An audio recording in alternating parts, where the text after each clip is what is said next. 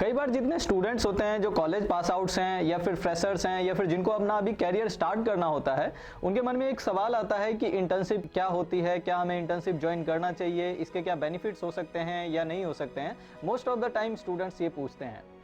So hello beautiful people, this is Vijay Rai and welcome to we talk India, जहां हम हिंदी भाषा में कॉर्पोरेट स्किल्स को सिंप्लीफाई करते हैं। और आज की वीडियो में हम जानने वाले हैं इंटर्नशिप के बारे में। तो अगर आप स्टूडेंट हैं या फिर अभी अपना कैरियर स्टार्ट करना चाहते हैं तो इंटर्नशिप की पूरी जानकारी के लिए आप इस वीडियो को अंत तक देखिए। अगर हम बात करें आर्टिकलशिप, इंटर्नशिप या अप्रेंटिसशिप, इन सभी चीज़ों के बारे में, तो probably as per my experience internship, articleship, apprenticeship ये सारी चीज़ें सेम ही है, but by the time profession के अकॉर्डिंग इनको इवॉल्व किया जाता है। जैसे अगर हम आर्टिकलशिप की बात करें तो अगर आप चार्टर्ड अकाउंटेंट प्रोफेशन के बारे में जानते होंगे, मेडिकल प्रोफेशन के बारे में जानते होंगे, तो ये ऐसे प्रोफेशनल कोर्सेज होते हैं जिनमें जितने भी कैंडिडेट होते हैं, स्टूडेंट्स होते हैं जो अपनी पढ़ाई कंटिन्यू कर रहे होते हैं, तो पढ़ाई के साथ साथ उनको कुछ स्पेसिफिक टाइम पीरियड के लिए 2 साल, 2.5 साल, 3 साल के लिए प्रैक्टिस भी करना होता है उसी प्रोफेशन से रिलेटेड किसी ऑर्गेनाइजेशन में जाके। So that is known as articleship. ये आपको अकाउंटिंग प्रोफेशन में, मेडिकल प्रोफेशन में और ऐसे जितने भी प्रोफेशन होते हैं उसमें भी मिल जाएंगे। और वहीं अप्रेंटिसशिप अगर वर्ड पे आप जाएंगे तो अप्रेंटिसशिप वर्ड आपको ज़्यादातर जितनी गवर्नमेंटल ऑर्गेनाइजेशन है वो उसमें आपको देखने को सुनने को मिलेगा, जो किसी भी कैंडिडेट को अपने पेरोल पे रखती है। अब जो ये गवर्नमेंट ऑर्गेनाइजेशन और उसके अलावा जो प्रोफेशनल ऑर्गेनाइजेशन है, इनके लिए तो ये क्राइटेरिया काफ़ी टाइम पहले से चलता आ रहा है, ये कॉन्सेप्ट काफ़ी टाइम पहले से चलता आ रहा है। लेकिन उसके अलावा जितने कॉर्पोरेट्स हैं, प्राइवेट ऑर्गेनाइजेशन हैं, उनमें अभी तक ऐसा कोई कॉन्सेप्ट नहीं था। तो उनको हायरिंग करने में काफ़ी प्रॉब्लम आती थी, क्योंकि जो कॉलेज पास आउट होते हैं या फ्रेशर्स होते हैं जिनको जॉब पे रखना होता है, उनका माइंड अभी तक इतना डेवलप नहीं होता कि कॉर्पोरेट कल्चर काम कैसे करता है, एक प्राइवेट ऑर्गेनाइजेशन चलती कैसे है, उसमें क्लाइंट डीलिंग कैसे होता है, वेंडर से कैसे हम बात करते हैं, या फिर इनसाइड जो स्ट्रक्चर होता है, मेल के थ्रू कैसे कम्युनिकेशन होता है, इन सब चीज़ों के बारे में उन बच्चों को नहीं पता होता। तो एक्चुअली में क्या हुआ, over a period of time ये इंटर्नशिप का जो क्राइटेरिया है, इंटर्नशिप का जो कॉन्सेप्ट है वो इवॉल्व हुआ है। इंटर्नशिप के दौरान क्या होता है या फिर आर्टिकलशिप में अगर हम बात करें तो अल्टीमेटली जब आप पढ़ाई कर रहे होते हैं पढ़ाई के दौरान ही आपको एक स्पेसिफिक टाइम पीरियड के लिए किसी ऑर्गेनाइजेशन के साथ, किसी भी कंपनी के साथ रख दिया जाता है, और वहाँ पे जितने भी वर्क कल्चर जो लोग काम कर रहे होते हैं, एक्चुअल में जो प्रैक्टिकल काम हो रहा होता है वो आपको सीखने को मिलता है। इट मीन्स यहाँ पे एक टिट फॉर टैट वाली बात आ जाती है। अगर बेनिफिट की बात करें तो जितनी ऑर्गेनाइजेशन होती है उनको सबसे बड़ा बेनिफिट क्या मिलता है कि एक मैन पावर मिल जाती है जिनको वो ट्रेन करके और आगे आने वाले टाइम में अपने पेरोल पे हायर कर सकते हैं। क्योंकि किसी भी ऑर्गेनाइजेशन में अगर कोई एम्प्लॉय हायर किया जाता है, कैंडिडेट हायर किया जाता है, तो उसकी हायरिंग कॉस्ट काफ़ी आती है, उसको सैलरी देना पड़ता है। लेकिन जब वो आर्टिकलशिप या इंटर्नशिप पे रखा जाता है तो आर्टिकलशिप, इंटर्नशिप के दौरान उनको सिर्फ स्टाइफंड दिया जाता है, अल्टीमेटली जो सिर्फ किराया भाड़ा होता है, पूरी की पूरी सैलरी नहीं देनी पड़ती। तो जो ये सैलरी नहीं देनी पड़ती, सिर्फ किराया भाड़ा देना पड़ता है, तो ऑर्गेनाइजेशन की वहाँ पे कॉस्ट कम हो जाती है। और जो कैंडिडेट है आर्टिकलशिप या फिर इंटर्नशिप कर रहे होते हैं, उनका फ़ायदा ये होता है कि उनको उनके रिज्यूम में एक तो एक्सपीरियंस जुड़ जाता है, वो अपने आप को फ्रेशर नहीं कह सकते, और मार्केट की नॉलेज मिल जाती है, काम सीखने को मिल जाता है, उनको इंडस्ट्री के बारे में पता चल जाता है, पूरा इंडस्ट्री कैसे रन करता है, कैसे काम मिल सकता है, आगे कैसे बढ़े, इन सब चीज़ों की नॉलेज हो जाती है। तो अल्टीमेटली ये बेनिफिट एक तरह से टिट फॉर टैट वाला चलता है जो इंटर्नशिप के दौरान होता है।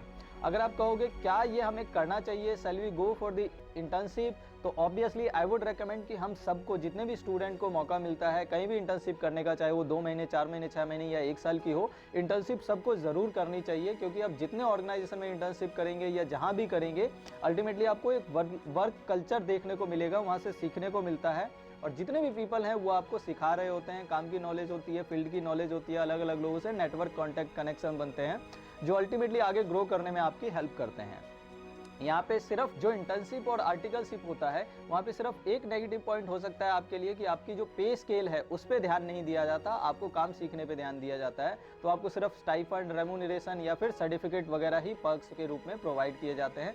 बहुत ज़्यादा कुछ आप एक्सपेक्ट नहीं कर सकते किसी भी ऑर्गेनाइजेशन से। अब अगर बात करें कि ये इंटर्नशिप मिल कैसे सकती है, या फिर अगर आप ढूंढना चाहते हैं, ज्वाइन करना चाहते हैं, तो किसी ऑर्गेनाइजेशन से कैसे कनेक्ट कर सकते हैं, इसके लिए आई वुड रेकमेंड कि जितने ऑनलाइन पोर्टल्स बने हुए हैं जैसे इंटर्नशाला, naukri.com या फिर indeed.in, इन सब के थ्रू आप अप्लाई कर सकते हैं। जितनी भी ऑर्गेनाइजेशन होती हैं ये इन सभी पोर्टल्स पे अपना जो वैकेंसी है वो अपडेट करती रहती हैं।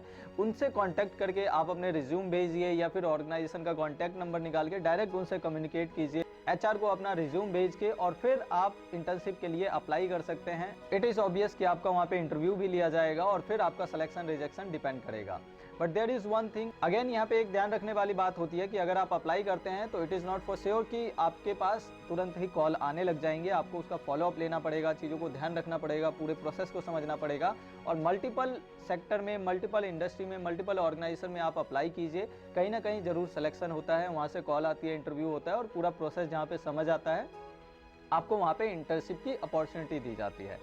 Now there is one thing कि इंटर्नशिप के दौरान अगर आप इंटर्नशिप ज्वाइन कर लेते हैं तो वहाँ पे कुछ चैलेंजेस भी आ सकते हैं। चैलेंजेस इन द सेंस कि कई बार क्या होता है कि आपने अभी तक अगर कहीं काम नहीं किया, आप एक फ्रेशर हो, इवन अगर आप इंटर्नशिप के लिए भी जाते हो, तो वहाँ पे आपको कहीं ना कहीं एम्प्लॉयज़ के साथ जो ऑलरेडी काम कर रहे हैं, काफ़ी टाइम से करते हुए आ रहे हैं, उनके साथ बैठाया जाता है। तो एक जो माइंडसेट है पहले स्टूडेंट वाला होता है, कभी काम का कुछ देखा हुआ नहीं होता हम लोगों ने, तो वहाँ पे जो माइंडसेट है वो अलग होता है। तो वहाँ पे कुछ चीज़ों में आपको प्रॉब्लम आ सकता है। अपना जो डेली शेड्यूल है, रूटीन है, उनको अपने वर्क लाइफ से बैलेंस करने में प्रॉब्लम आता है, फ्रेंड्स के साथ प्रॉब्लम हो सकता है। सबसे बड़ा चैलेंज तो टाइमिंग का ही रहता है। फिर छुट्टियों का, चीज़ों को समझना, क्लाइंट डीलिंग करना या फिर सीनियर से कई बार डांट सुनने को भी मिल सकती है अगर आप कुछ गलत करते हो तो।